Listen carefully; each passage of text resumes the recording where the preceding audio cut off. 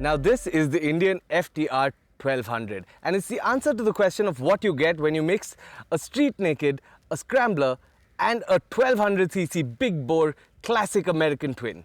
Now before we get into the design or how it is to ride, let's talk a little bit about the name FTR 1200. Now the FTR is an homage of sorts to the FTR 750 that's been dominating the American flat track scene. In fact, the FTR 750 is so good that it won 17 out of the 18 races in 2018.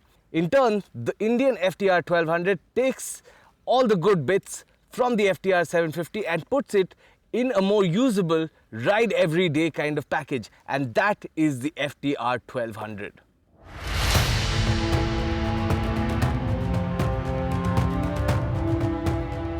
The Indian FTR 1200 is without a doubt the prettiest motorcycle to have ever rolled out of an Indian factory, and of that there is no doubt.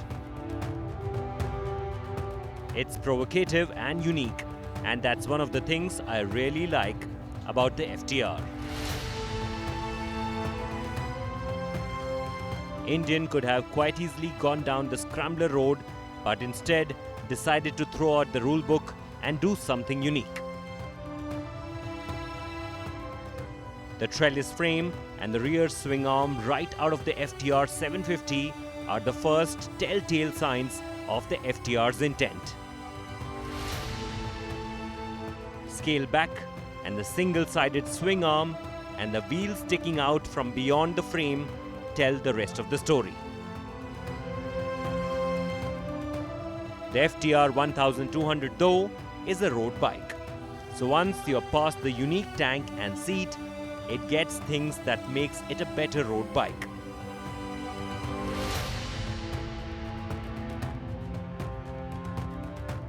Whether it's the LED tail lamps and headlamps or the touchscreen information interface, there's no shortage of properly premium editions. Honestly, it's so pretty, I'd keep it in my living room.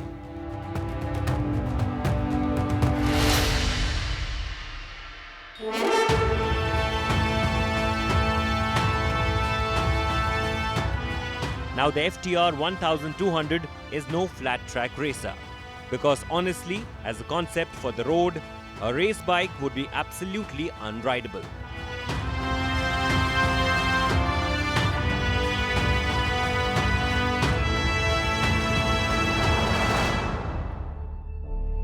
Instead, the FTR 1200 uses its big bore 1200cc American twin that makes about 1020 horsepower and 116 Nm of torque to give you a torquey ride that's more than happy to wag its tail piece at you. Here is the thing though, the FTR is a strange compromise.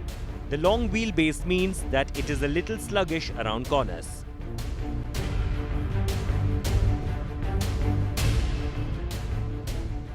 On the dirt, it's a similar story. This motorcycle is made to go very fast with its tail hanging out and turning mostly left on a flat track. But that's not what you get in most off-road, and that's where the FTR's shortcomings are exposed.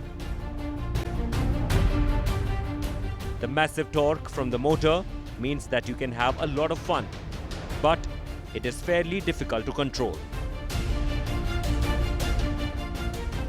Another thing I do not like is the fact that you can't just turn off the traction control, and instead you have to switch to track mode, which switches off both traction control and ABS. On dirt, with a 235 kilo motorcycle, no traction and ABS is a dangerous concoction.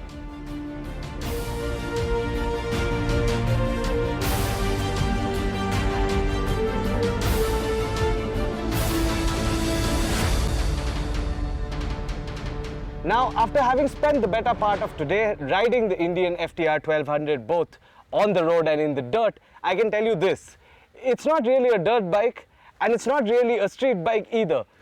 But it is a lot of fun, and that's something that's for sure. The only problem I see here is that at 15.99 lakhs, for this S variant and 17.99 lakh for the RR variant. The Indian FTR 1200 is very expensive. The question is whether you're going to be attracted by all these goodies and the way it looks enough for you to spend those 15 or 17 lakhs to have this in your garage. That is something I think will rely largely on the rider, but for that we will have to wait and see.